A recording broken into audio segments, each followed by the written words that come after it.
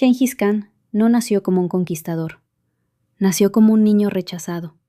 Un hombre que aprendió a sobrevivir en un mundo donde la traición era más común que la lealtad. Su nombre original era Temujin, y su infancia estuvo marcada por la pérdida, el hambre y la necesidad constante de moverse para no ser atrapado.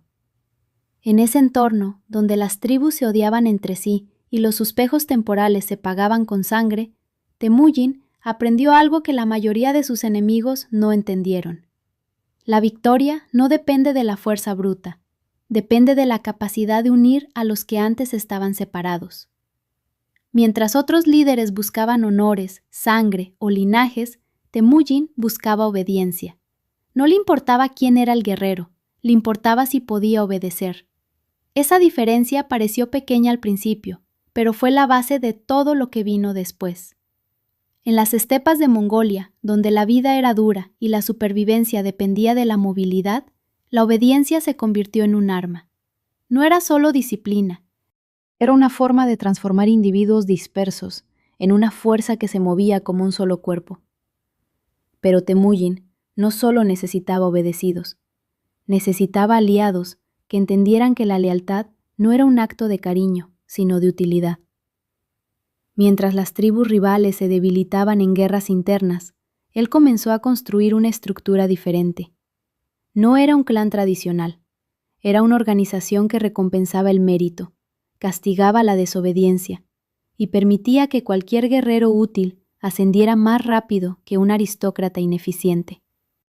Ese sistema, tan simple en apariencia, era revolucionario para su tiempo. El primer gran conflicto de su vida llegó cuando decidió que ya no podía ser solo un hombre entre muchos. Decidió que quería ser el centro de una nueva fuerza, y para eso necesitaba derrotar a quienes lo habían subestimado. La batalla inicial no fue solo contra enemigos, fue contra la idea de que las tribus mongoles debían permanecer separadas. Temujin entendió que la división era la debilidad más grande de su gente, y su primera gran decisión fue cambiar eso, aunque significara luchar contra propios y hermanos. La traición fue el primer enemigo que derrotó, no con un golpe de espada, sino con una estrategia mental. Cuando un aliado lo abandonó, cuando un hermano lo despreció, cuando un clan lo rechazó, Temujin no se quebró, aprendió. Entendió que la lealtad no se compra con favores, se compra con resultados. Y así, poco a poco, comenzó a reunir hombres que no le seguían por tradición, sino por convicción. Esa base fue la que más tarde se convirtió en un ejército imparable. La unión de las tribus mongoles no fue un evento glorioso, fue un proceso brutal, lleno de sangre, traiciones y victorias parciales. Temujin no logró su poder en una sola batalla. Lo construyó en una serie de enfrentamientos que lo obligaron a entender mejor sus enemigos y a corregir sus propias tácticas. Cada victoria le dio más hombres, pero también más responsabilidades. Cada derrota le enseñó que la disciplina no era suficiente sin inteligencia. El momento clave llegó cuando Temujin decidió que ya no podía ser solo el líder de un grupo pequeño. Necesitaba ser el centro de toda una región. En ese momento, tomó una decisión que ya había sido imposible para cualquier otro en las estepas. Se proclamó Gengis Khan, lo que significaba algo más que un nombre. Era la declaración de que ya no era un simple jefe tribal, era el soberano de todos los mongoles. Eso rompió las reglas tradicionales del poder en su cultura, y rompió también la resistencia de quienes lo habían visto como alguien menor. Pero la proclamación no fue solo simbólica, fue el inicio de una nueva organización. Gengis Khan reorganizó el ejército, dividió a sus hombres en unidades claro, estableció normas estrictas y exigió una lealtad sin fisuras. No se trataba de ser un guerrero fuerte, se trataba de ser un hombre que obedecía. Esa diferencia era la que lo hacía diferente. Los mongoles ya no eran una colección de tribus, se estaban convirtiendo en una máquina de guerra. La estrategia de Gengis Khan no era solo atacar, era controlar el ritmo. Sabía cuándo retirarse, cuándo presionar y cuándo esperar. No buscaba la victoria en el choque frontal, buscaba la victoria en el movimiento. Sabía que su enemigo podía ser más grande, pero su ejército podía ser más rápido. Esa era su ventaja. Mientras otros reinos dependían de la fuerza, dependía de la velocidad. Y esa velocidad era lo que hacía imposible detenerlo. El primer gran conflicto después de su proclamación fue contra las tribus que no lo habían aceptado. Gengis Khan no les dio tiempo para reorganizarse. Atacó con rapidez, usó maniobras envolventes y obligó a sus enemigos a correr antes de que pudieran reaccionar. La batalla no fue solo una victoria, fue una demostración de la nueva forma de poder. Los mongoles ya no luchaban como antes, luchaban como un solo organismo, y eso los hizo casi imposibles de vencer. Gengis Khan no solo quería un reino, quería un imperio, y para tener un imperio necesitaba algo más que fuerza. Necesitaba una estructura que permitiera sostener la expansión. Por eso, después de unir los mongoles, comenzó a reorganizar todo. No se trataba de destruir, se trataba de integrar. Los pueblos conquistados no eran solo sometidos. Algunos eran incorporados en su sistema. Especialistas, ingenieros, administradores y artesanos fueron absorbidos por su organización. Eso le dio una ventaja que la mayoría de sus enemigos no entendieron. Mientras otros imperios se basaban en la pureza del linaje, Gengis Khan se basaba en la utilidad. No importaba quién era el guerrero, importaba si podía ser útil. Ese cambio de mentalidad era revolucionario. Permitió que su ejército crezca más rápido que cualquier otro. Un guerrero valioso podía ascender más rápido que un aristócrata. Eso creó una cultura de competencia que fortaleció el conjunto. El ejército no respondía solo por costumbre, respondía por convicción y por la amenaza del castigo.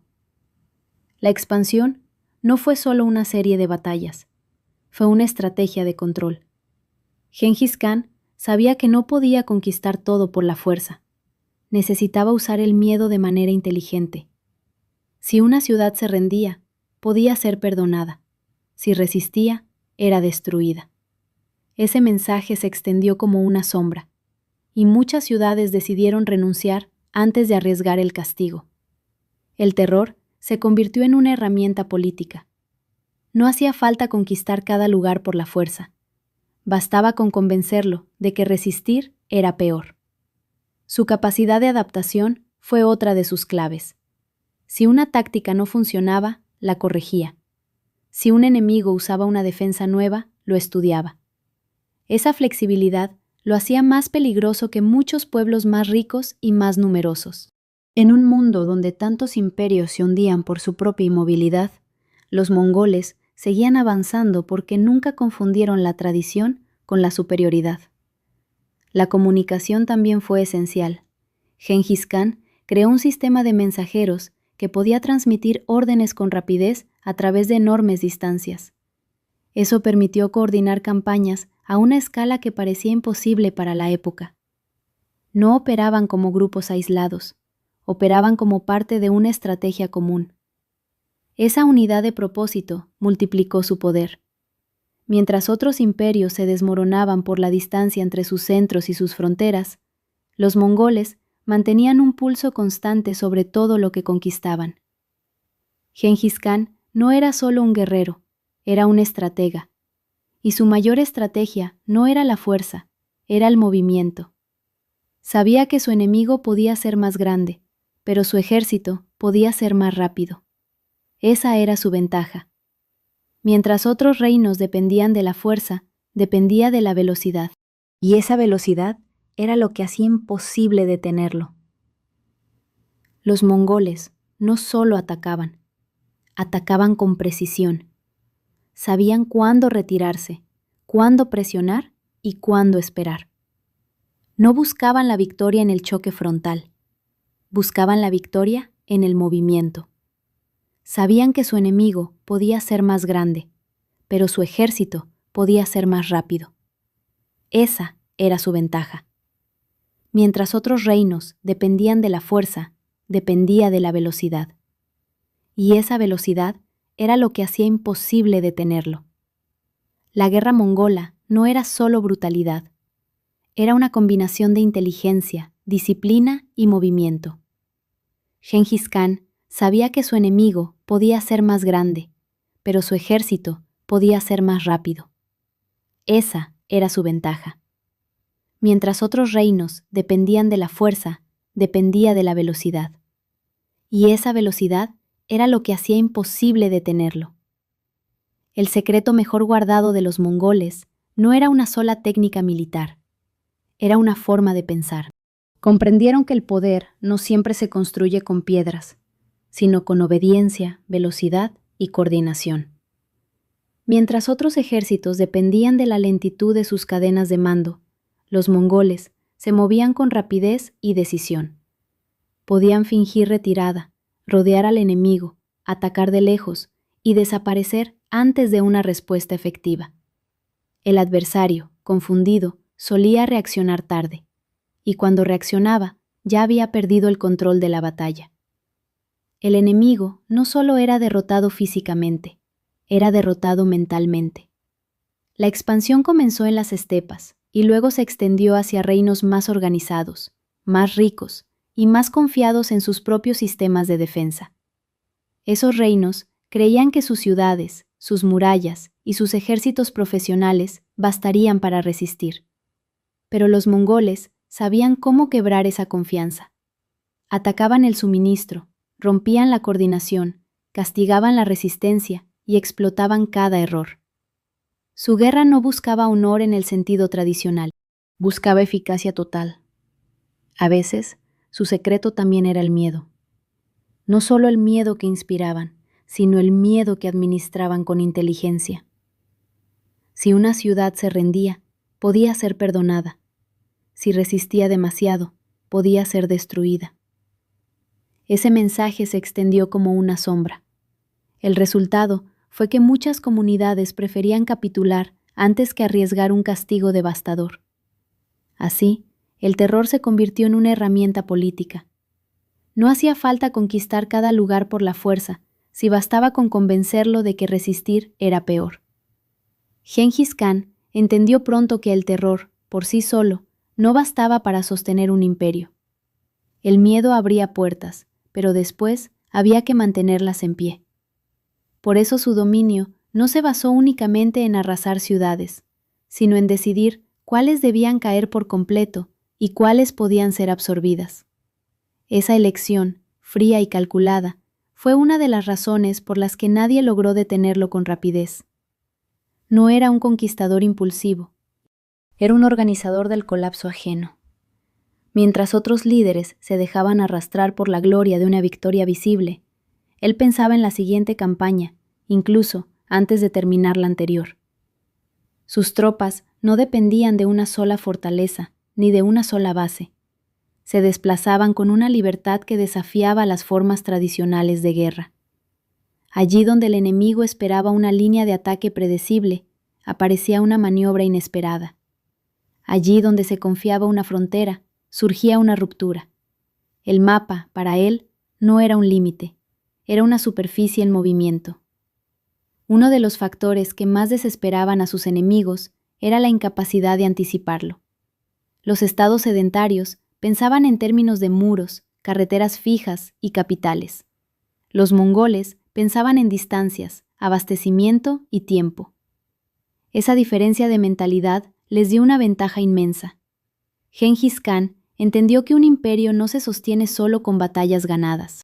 Se sostiene con información precisa, con mandos obedientes y con la capacidad de actuar más rápido de lo que el contrario puede reaccionar. Y él hizo de eso una rutina. Cada conquista reforzaba su reputación. Cada ciudad que caía sin resistencia alimentaba la idea de que luchar contra él era inútil. Pero esa reputación no surgió por accidente. Fue cultivada con cuidado. Gengis Khan sabía que si un enemigo creía que la derrota era segura, entonces muchos preferirían rendirse antes de pelear. Y así convertía la fama en un arma más. Su ejército avanzaba no solo por la fuerza de sus arqueros o la movilidad de sus caballos, sino porque el nombre de Gengis Khan ya había empezado a ganar batallas antes de que llegara. Aún así, su poder seguía descansando sobre algo más profundo. No era solo el miedo, era la lealtad interna. Si sus hombres no obedecían, todo se rompería. Por eso premiaba con dureza y castigaba con severidad. El mérito contaba más que el nacimiento. El resultado valía más que la apariencia. Esa lógica lo hacía distinto a los grandes señores de otros imperios. En su mundo, el valor de una persona no estaba fijado por la cuna, estaba probado en la acción. Y ahí radica una parte esencial de por qué nadie podía detenerlo. Sus enemigos luchaban contra un ejército, pero también contra una cultura militar que había aprendido a reinventarse. Mientras una ciudad confiaba en sus murallas, él confiaba en la movilidad. Mientras un rey confiaba en la nobleza de sus vasallos, él confiaba en la eficacia de sus jinetes. Mientras muchos imperios se agotaban en sus costumbres, los mongoles seguían adaptándose. Esa capacidad de cambiar sin romperse fue uno de sus mayores secretos. A medida que el poder de Gengis Khan se expandía, el mundo empezó a comprender demasiado tarde que estaba enfrentando una forma de guerra distinta. No era un conflicto entre dos reinos iguales, era el choque entre estructuras rígidas y una fuerza que sabía moverse por encima de ellas. Gengis Khan no buscaba únicamente territorio, buscaba romper la seguridad del enemigo. Y lo hacía obligando a sus oponentes a reaccionar siempre después de que el daño ya estaba hecho. El éxito de sus campañas se apoyaba también en su capacidad para dividir a los adversarios. Allí donde otros veían alianzas estables, él veía fisuras. Supo aprovechar viejos resentimientos, rivalidades locales y errores políticos de sus enemigos. A menudo no necesitaba conquistar una región de inmediato, bastaba con desestabilizarla. Una vez que el orden interno se rompía, la conquista se volvía mucho más fácil. Así, la guerra mental precedía a la guerra física. Los reinos más ricos no siempre estaban mejor preparados. Tenían más recursos, sí, pero también más que perder. Y eso los hacía prudentes hasta la lentitud. Gengis Khan explotó esa lentitud con una eficiencia aterradora. Su ejército podía fingir retirada, atraer al enemigo hacia una trampa y luego rodearlo con precisión. Podía moverse a través de espacios enormes sin perder cohesión. Esa combinación de velocidad y disciplina era casi imposible de igualar para la mayoría de sus rivales. Pero había algo más. Gengis Khan no dejaba que el éxito lo relajara. Cada triunfo era solo una pieza de un proyecto mayor. El conquistador no estaba satisfecho con dominar una sola zona. Quería un sistema de expansión sostenido. Por eso organizó rutas, mensajeros, mandos y estructuras que permitieran que la conquista no dependiera de su presencia constante. Esa visión estratégica explica por qué su imperio pudo crecer tan rápido. No era solo un hombre en guerra, era una red en movimiento. Sus enemigos, en cambio, seguían reaccionando como si estuvieran ante incursiones aisladas. No entendieron a tiempo que la amenaza no era episódica, era estructural. Gengis Khan había convertido la guerra en una forma de gobernar. Cada ciudad derrotada era una advertencia para la siguiente. Cada rendición abría un camino nuevo. Cada victoria multiplicaba su capacidad para atacar otra vez. Así, se construyó una sensación de inevitabilidad que volvió a muchos adversarios incapaces de pensar con claridad. Por eso, nadie podía detenerlo. Porque no era solo fuerte, era implacablemente coherente. Todo en su sistema apuntaba al mismo objetivo. Y mientras sus enemigos discutían, subestimaban o reaccionaban tarde, él ya estaba preparando el siguiente movimiento. Esa diferencia de ritmo fue decisiva. Quien controla el tiempo del conflicto, controla también la mente del contrario. El imperio de Gengis Khan no se levantó por casualidad. Se edificó sobre una visión dura, práctica y muy distinta a la de sus enemigos. Él entendió que conquistar no bastaba. Había que saber gobernar la expansión. Y para eso, hacía falta algo que los reinos sedentarios no siempre tenían en la misma medida. Hacía falta una organización capaz de llegar lejos sin deshacerse por el camino. Una de sus grandes ventajas fue la forma en que trató a quienes se unían a su estructura. No eliminaba todo lo que encontraba. Lo que servía, lo absorbía. Ingenieros, artesanos, administradores y expertos fueron integrados en su maquinaria. Eso permitió que su dominio fuera más sofisticado de lo que la imagen popular suele admitir. No se trataba solo de destruir. Se trataba de incorporar aquello que fortalecía el sistema. Esa flexibilidad hizo que sus campañas no se agotaran en la pura devastación. La pregunta de por qué nadie podía detenerlo también tiene una respuesta psicológica. Gengis Khan inspiraba una mezcla de admiración, temor y desesperación. Sus enemigos no solo se enfrentaban a una amenaza militar, se enfrentaban a la sensación de que las reglas habían cambiado. Cuando un adversario rompe el patrón conocido de la guerra, obliga al otro a aprender mientras pelea. Y aprender bajo presión es casi siempre demasiado tarde. Los mongoles ganaban porque sus oponentes aún intentaban entenderlos mientras ya estaban perdiendo.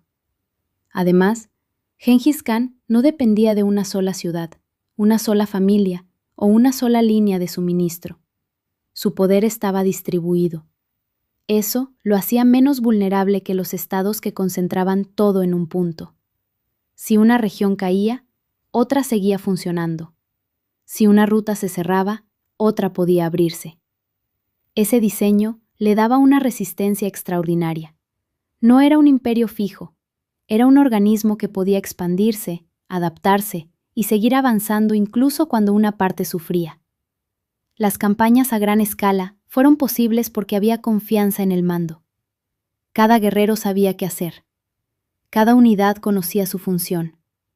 Cada victoria reforzaba la idea de que obedecer a Gengis Khan era la mejor forma de sobrevivir y ascender. Ese vínculo entre disciplina y recompensa construyó una fuerza que no se deshacía ante la dificultad. Al contrario, se endurecía. Por eso la respuesta sigue siendo tan clara y tan inquietante. Nadie podía detenerlo, porque no peleaba como los demás. Había transformado el miedo en sistema, la movilidad en poder y la obediencia en una máquina de conquista. Cuando sus enemigos reaccionaban, él ya había cambiado de posición. Y cuando entendían el movimiento, ya era demasiado tarde para atraparlo. La expansión mongola terminó por abarcar territorios tan vastos que incluso los enemigos más resistentes tuvieron que repensar su manera de defenderse. Pero el punto central no era solo la inmensidad de la conquista, era la velocidad con la que se consiguió. Gengis Khan no avanzó como un rey lento que consolida cada paso. Avanzó como una tormenta que obliga a todos a responder al mismo tiempo. Y ese ritmo lo convirtió en algo casi imposible de frenar. Su imperio fue temido también porque supo comunicar su voluntad. Las órdenes viajaban rápido, los informes volvían rápidos. La información, en manos de su sistema, se volvía una ventaja decisiva. Mientras otros se perdían en distancias enormes, los mongoles mantenían una cadena de mando que permitía reaccionar con una eficacia extraordinaria. No era un milagro. Era una estructura pensada para no romperse con facilidad. Gengis Khan tampoco se dejó atrapar por el orgullo de los conquistadores tradicionales. No necesitaba parecer refinado para ser eficaz. Su fuerza residía en la simplicidad brutal de sus prioridades. Si algo funcionaba, lo conservaba. Si algo estorbaba, lo eliminaba. Esa claridad de objetivos le dio una ventaja inmensa frente a enemigos más divididos, más ceremoniales o más lentos para adaptarse. En la guerra, como en la política, la claridad puede ser más poderosa que la complejidad. Las ciudades que resistían pagaban un precio alto. Las que se rendían obtenían otra oportunidad. Esa lógica hizo que muchas sociedades se enfrentaran a una decisión terrible. Luchar podía significar destrucción. Ceder podía significar supervivencia. Gengis Khan explotó esa disyuntiva con maestría. Cada vez que un enemigo comprendía el costo real de resistirse, el terreno psicológico ya estaba ganado. Así la conquista se completaba antes de que el combate acabara. La gran paradoja es que Gengis Khan parecía avanzar desde el exterior, pero su mayor victoria estaba en el interior de su propio sistema. Había unido clanes dispersos, había impuesto disciplina y había creado una maquinaria de expansión que podía operar sin improvisación constante. Esa cohesión interna era la que volvía imposible detenerlo. Un enemigo externo puede resistir una vez.